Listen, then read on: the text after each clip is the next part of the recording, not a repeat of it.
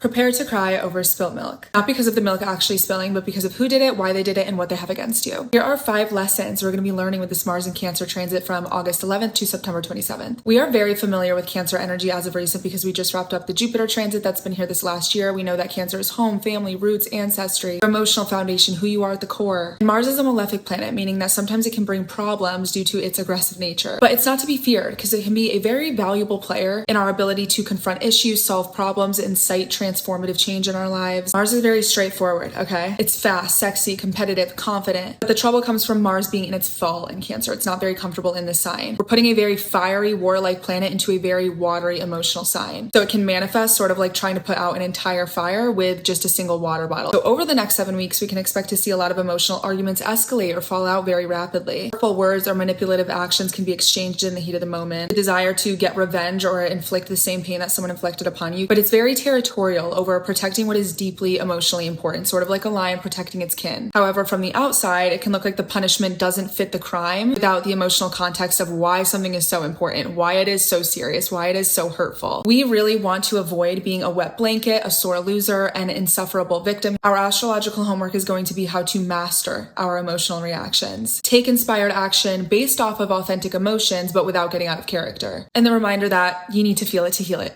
Unfortunately. Reminder 1, strength is not always loud. The last thing that we want is to bottle everything up until it explodes into this big emotional mess. We want to instead center ourselves within our emotional instincts and approach things from a place of security and protection rather than insecurity and fearful decision making. Reminder number 2, emotions are information, not instructions. Do not strike simply because you feel unsafe. Find the safety within yourself first and then defend your territory accordingly. We have to learn how to sit with nostalgia, betrayal, hurt, insecurity without acting immediately upon it. Reminder 3, remember what you're actually defending. Once you feel that trigger creeping up, ask yourself what you're actually protecting. This transit can reveal whether you are fighting for something that truly matters or simply protecting old wounds, pride, or your comfort zone. Reminder 4, you cannot nurture someone into caring about you. Protecting your own emotional energy is just as important of protecting the feelings of the people around you. We have to put on our own oxygen masks before we assist others. There's no amount of people pleasing or overcompensating that you can do that will force someone to reciprocate that with you. Number 5, our favorite. Say it with me now. Childhood patterns influence adult reactions.